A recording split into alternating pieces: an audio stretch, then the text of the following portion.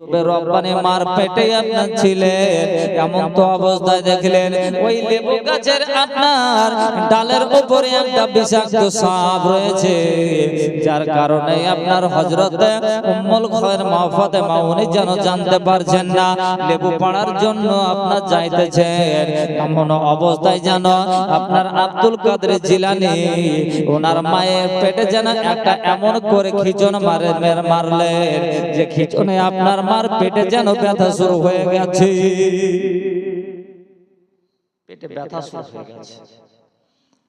উম্মুল খায়র মা ফাতেমা আর গাছের কাছে না গিয়ে উনি আপনার লেবু না পেড়ে সেখানে চুপ করে বসে গেলেন। এমন তো অবস্থায় সেই সাপের হাত থেকে আমার গাউসে পাক সামদানি নিজের মাকে যেন আপনার বাঁচিয়ে নিলেন। এর নামে হচ্ছে ওলি বলেন সুবহানাল্লাহ। এটা কোনো বানানো কথা না, এটা দলিলি কথা। বাবা আপনার আমরা যা কথা বলি সুন্নি আলেমেরা মুফতিরা আমরা মন গড়ানো কথা বলি। এ বাবা আমার সোনা মানে গেরে গো শুনে জানা বাবা, এমন তো অবস্থায় যেন হযরত মা উম্মুল খায়র ফাতেমা পুনরায় আবার যেন ঘরে ফিরে এলেন, লেবু তলায় আর যেন গেলেন না বাবা। এ বাবা আমার সোনা মানিকেরা, শুধু তাই নাই বেরাদার, যখন আমার গাউসে পাক সামদানি কুতুবে রব্বানি মাহবুবে সুবহানি আপনার মায়ের গর্ভে ছিলেন, আর মার গর্ভে থাকা অবস্থায় উনি যেন বাবা আপনার মা ছিলেন আপনার 18 পারা কোরআন শরীফের হাফিজা। ওনার মা যেন আপনার কোরআন তেলাওয়াত করতেন, আর উনি আপনার মার পেট থেকে ও আব্দুল কাদের জিলানী উনি আপনার যেন মায়ের পড়া শুনে শুনে উনি আপনার 18 পারা কোরআন শরীফকে যেন আপনার মুখস্থ করে নিয়েছেন। বলুন সুবহানাল্লাহ। আমার গাউসে পাক সামদানি কুতুবে রব্বানি মাহবুবে সুবহানি উনি যখন আপনার জন্ম নিলেন তো মাসটা ছিল আপনার রমজান মাস। অলৌকিক ঘটনা, আশ্চর্যিত ঘটনা, যেটা আমার পীর ও মুর্শিদগণের আপনার এরকম আপনার তাজ্জব আপনার ওনারা কেরামাত দেখিয়ে গেছে, যে কেরামাত আমরা দেখে আমরা আশ্চর্য হয়ে যাই, যে কেরামাতের কথা শুনে আমরা আশ্চর্যিত হয়ে যাই। আপনার হাদিস প্রমাণ দেয়, কোরআন প্রমাণ দেয়, যে আপনার হাদিসের মধ্যে আছে যে আপনার বড় পীর আব্দুল কাদের জিলানী ও গিলানী রাহমাতুল্লাহ আলাইহি উনি যখন আপনার জন্ম নিয়েছেন তো মাসটা ছিল আপনার মাহে রমজান মাস। জোরসে বলেন সুবহানাল্লাহ। রমজান মাসে যখন জন্ম নিলেন প্রথম তারিখে উনি আপনার করছেন কি বাবা আপনার সারাটা দিন যেন আপনার বাচ্চা দুগ্ধ পান করছেন। জোরসে বলেন সুবহানাল্লাহ। মার মন যেন খুব খারাপ, যে আপনার মা যেন চিন্তায় চিন্তিত যে আমার বাচ্চা আব্দুল কাদের জিলানী গোটা দিন আপনার পার হয়ে যাচ্ছে, কেন আমার ছেলে দুধ পান করছে না। দেখেন বাবা আমার সোনা মানিকেরা গো, ও আপনার নিজের মা যেন আব্দুল কাদের জিলানীর মা যেন চিন্তা করতেছেন যে আমার যেন আপনার ছোট্ট বাচ্চা সবে একদিনের বাচ্চা আপনার যেন দুগ্ধ কেন পান করতেছেন না। এর জন্য পান করছেন না যে মাসটা হলো আপনার রমজান মাস, আপনার যেন মা বাবা আত্মীয় স্বজন যেন আপনার রোজা আছেন গো। তাই আপনার আব্দুল কাদের জিলানী ও আল্লাহর ওলি, আল্লাহর যেন আপনার বন্ধু, উনিও যেন আপনার জানো আপনার রোজার মাসে দিনের বেলায় দুগ্ধ পান করছেন না। বলেন সুবহানাল্লাহ। কবি বলতেছেন আমার বড় পীরের যখন জন্ম হলো মাসটা ছিল মাহে রমজান, আমার গাউস পাকের যখন জন্ম হলো মাসটা ছিল মাহে রমজান, আর দিনের বেলায় দুগ্ধ না খায় তাইতে দিন রোজা হয়। জোরসে বলো এ বাবা। একদিকে আপনার বক্তা বকে যাচ্ছে আর আপনারা দেখছেন যে আপনার গল্প করছেন। আই বড় পীর আব্দুল কাদের তুমি জিলানীর জিলানী, তোমারি নামের গুণে আগুন হয়ে যায় পানি, আগুন হয়ে যায় পানি। জিলানিতে জন্ম তোমার, তরিকতে কাদরিয়া। আবু সালে মুসা জঙ্গি তোমারি যে হন পিতা। উম্মুল খায়ের মা ফাতিমা, উম্মুল খায়ের মা ফাতিমা তোমারি হয় জননী। তোমারি নামের গুণে আগুন হয়ে যায় পানি, আগুন হয়ে যায় পানি। চিৎকার দিয়ে বলুন সুবহানাল্লাহ। যে গাউস পাকের আপনার ওনার আপনার কথাতে আগুন পর্যন্ত পানি হয়ে যায়। যে আমার গাউস পাক সন্তানে কুতুবে রব্বানি মাহবুবে সুবহানি শেখ আব্দুল কাদের জিলানী ওয়া গিলানী রাহমাতুল্লাহ আলাইহি, উনি যেন দিনের বেলাতে দুধ খাচ্ছেন না। তাই তো উনি আপনার দিনের বেলাতে দুধ নেওয়ার কারণ না খাওয়ার কারণ যে আপনার উনি যেন আপনার মাহে রমজান মাসে রোজা করেন। বলুন সুবহানাল্লাহ। রমজান মাসে রোজা করছেন। আর ওনার মা জননী হযরত উম্মুল খায়ের মা ফাতেমা উনি যেন আপনার চিন্তায় চিন্তিত যে বাচ্চা আমার ছোট্ট বাচ্চা বারবার করে স্তনে মুখ লাগিয়ে দিচ্ছেন, তবু কিন্তু বাচ্চা আপনার স্তনটা যখন লাগিয়ে দিয়েছেন মুখে তো লাগানো আছে, ঠোঁট দ্বারা জিভ দ্বারা চুষছেন না, টানছেন না। মা চিন্তায় চিন্তিত হয়ে যাওয়ার পরে পাশে আশেপাশে বাড়ির মহিলাদেরকে বলতেছেন, বলো গো আমার মা, কাউকে বলো গো আমার বোন গো, ওগো আমার দিদি গো, শোনো গো শোনো। আপনার মা হয়ে আপনার অন্য মায়েদের সঙ্গে আলোচনা করতেছেন। বলো আমার ছেলে আব্দুল কাদের জিলানী আজকে আপনার জন্ম হয়েছে, আজকে আমার ছেলে আপনার ভূমিষ্ঠ হয়েছে। আর জন্মের পর থেকে নিয়ে আমার বড় পীর আব্দুল কাদের জিলানী ওয়া গিলানী উনি যেন আপনার সারাটা দিন আপনার অতিবাহিত হতেছে, কিন্তু আমার ছেলে আব্দুল কাদের যেন আপনার দুগ্ধ পান করছেন না। এর কারণ কিন্তু আমরা বাবা বুঝতে পারছি না। পাড়ার মহিলারা এক একজন এক এক রকমের বলে না। আমাদের যদি মায়েদের কারোর কিছু হয় তো আরেক মায়ের কাছে সুপারিশ নিতে গেলে ওর বক্তব্য সে বলে, আরেকজনকে বলে তো তার আপনার বক্তব্য সেই বলে। তো আপনার পাড়ার মহিলারা বলতেছে, বলে এক কাজ করো গো আব্দুল কাদেরের মা, আমাদের মসজিদের ইমাম সাহেবের কাছে যাও, পানি পড়া, জল পড়া, মধু পড়া দিবে, দেখবে তোমার ছেলের হয়তো আপনার কোনো অসুখ আছে ভালো হয়ে যাবে। আরেকজন বলে যে অমুক ডাক্তারের কাছে যাও, ও ডাক্তার আপনার ওষুধ দিলে ভালো হয়ে যাবে। আরেকজন বলতেছে বলে অমুক ডাক্তারের কাছে যাও, আপনার হিকিমের কাছে যাও, কবিরাজের কাছে যাও, তাহলে ভালো হয়ে যাবে। কিন্তু বাবা আসলে কিন্তু আমার আব্দুল কাদেরের কোনো অসুখ হয়নি, কোনো পালা হয়নি, কোনো রোগ হয়নি। আমার আব্দুল কাদেরের মা না জেনে উনি আপনার ছোটাছুটি করতেছে। সুবহানাল্লাহ সুবহানাল্লাহ। বাবাজি আমার মুসলমান, ওগো আমার সোনা মানে গেরা গো, ওগো আমার মা গালারা শুনে জানা মা গো একটু রাতের বেলা, ওগো মা আপনাদেরকে আমি বলে যাই, আমি মাওলানা হাসিবুল ইসলাম রেজভী মুর্শিদাবাদ থেকে এসেছি। বাবা বলে যাই মা গো যে তোমাদের পেট থেকে মা গো আপনার ওলির জন্ম হয়েছে, ঠিক কি না? তোমাদের পেট থেকে মাগো আপনার যেন পীরের জন্ম হয়েছে, তোমাদের পেট থেকে আপনার যেন ওলির জন্ম হয়েছে, তোমাদের পেট থেকে নবীর জন্ম হয়েছে। ওগো মা তোমাদের পেট থেকে আপনার যেন ভালো সন্তান জন্ম হয়েছে, তোমাদের পেট থেকে খারাপ সন্তান জন্ম হয়েছে গো মা। ওগো জননীরা শুনে যান, ইনি হলেন আপনার কেমন মা?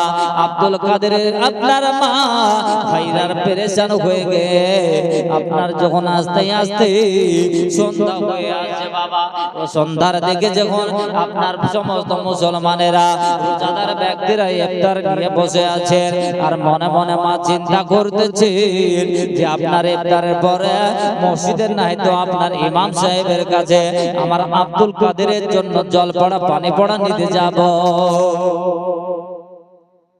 চিন্তা করতেছে।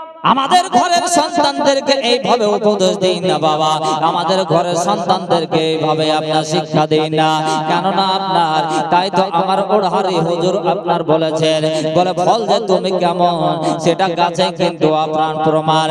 যদি আপনার ফল দেখবেন যদি আপনার ভালো হয় তাহলে দেখবেন যে গাছও আপনার ভালো হবে বাবা, আর গাছ যদি আপনার ভালো না হয় ফলও কিন্তু আপনার ভালো হবে না।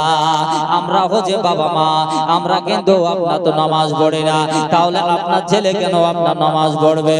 আমরা তো আপনার নামাজ আপনার রোজার মাসে রোজা করি না, তাই তো আমাদেরও বাচ্চারা আমাদের বেটা বেটিরাও কিন্তু আপনার রোজার মাসে রোজা করতে শেখে না। এ বাবা ওগো আমার বন্ধুরা গো, শুধু তাই নয়, আজকে আমরা যেমন বাবা মা তেমন আমাদের ঘরের সন্তানেরাও এই রকমের শিখেছে। আপনার ঘরের ছেলে আমার ঘরের বাচ্চারা দেখবেন এখন খেতে বসলে পারে আপনার মোবাইল না হলে কার্টুন না দেখলে পারে তাদের খাওয়ার হয় না, তাই না বাবা? ঠিক না? এরকম আপনার প্র্যাকটিসটা কি করায়? এটা তো মা বাবাই করায়। তাই তো আপনার বলতেছেন যে ওগো ফল যে তুমি কেমন তোমার গাছে প্রমাণ, যদি গাছ ভালো হয় তো জানতে হবে ফলও ভালো হবে। এখন যদি দেখা যায় যে আপনি একটা হিমসাগর গাছে যদি বলেন যে আমি আপনার ফজলি আম নেব, হবে? হবে না। একটা ল্যাংড়া আম গাছে যদি আপনি বলেন যে আপনার এটাতে আপনার সাদুল্লাহ আম বা আপনার দেখা যাচ্ছে যে অন্য কোন একটা আম নেব, হবে? হবে না। দেখুন এখন যদি আপনার আম গাছে বলেন পেঁপে নেব তাহলে কি হবে? হবে না। আপনাকে নিজেকে ভালো হতে হবে, তবে আপনার সন্তান সন্ততিও ভালো হবে। জোরসে বলুন, ঠিক না? চলো না বাবা, আর একটু আগের দিকে যাই বাবা, রাত্রি অনেক হয়ে যাচ্ছে, আমাকে বেশিরভাগই প্রধান বক্তা বানানো হয়ে যায় বাবা, যার জন্য আপনার বেশি রাত্রি আপনার কাটাবো না, কেননা প্রতিটা রাত আমাদের কিন্তু বাবা আপনাদের আশীর্বাদে আপনাদের দুয়ার বরকতে প্রতিদিন এইভাবে রাত জাগতে হয় রে বাবা। ও বাবা বহুত আপনার পরিশ্রম করতে হয় বন্ধু আমার মুসলমান মানিকে রাখো। এমন তো অবস্থায় জানো আমার গাউসে পাক সন্তানে কুতুবের রব্বানে মাহবুবে সুবহানীকে ওনার মা একটা কাফেলার দলের সাথে আপনার সাথ ধরিয়ে দিলেন, বলে যাও যাও বেটা এই আপনার কাফেলার দলেদের সম্মুখ দিয়ে চলে যাও বাবা। এমন তো অবস্থায় ওদের সাথ ধরিয়ে দেওয়া হলো। আপনার যেন যেতে যেতে যেতে যেতে যেতে অনেকটা দ্রুত রাস্তা হেঁটে যাওয়ার পরে আপনার যেন আপনার অনেক হাঁটার পর আপনার যেতে যেতে পথের মাঝে রাস্তার মাঝে কিছু ডাকাতের দল যেন আপনার ওই রাস্তাতে আপনার ধরে, আর যেন আপনার যা কিছু পাই সব কিছুই যেন ডাকাতেরা ডাকাতে করে নাই। এমন তো অবস্থায় ওই যে আপনার ওই কাফেলার দলটা ছিল তাদেরকে ঘিরাও করে যা পারলো তাই আপনার কেড়ে নিল, কাউকে মারধর করে কেড়ে নিল, সবার কাছে যা ছিল রে বাবা সব কিছুই আপনার কেড়ে নেওয়া হলো। ওই ছোট্ট বাচ্চাটা ও ছোট বাচ্চা বলে তারা আপনার কিছু বলতেছে না, ওই ডাকাতের দলেরা ওই আমরা ছোট বাচ্চাটাকে কিছুই যেন জিজ্ঞেস করছে না। আমরা আব্দুল কাদের বলতেছেন, বলে ওগো ডাকাতের দল, দেখলাম নিজের চোখে যে আপনারা ওই যে লোকগুলোর কাছে যা কিছু পেলে সবকিছু মারধর করে কেড়ে নিলে, আর আমাকে তোমরা ছোট্ট বাচ্চা বলে কিছু বলছো না, কিন্তু আমার কাছে জানো আমার মা 40টি টাকা দিয়ে পাঠিয়েছেন, 40 দিরহাম ভরা আছে। ডাকাতের দল সবাই যেন আপনার চিন্তা করছে এতটুকু বাচ্চা তার কাছে কিভাবে থাকতে পারে। বাচ্চাটা বলছেন না ঝুট নয়, এটা সত্য কথা, আমার কাছে 40টি টাকা আছে।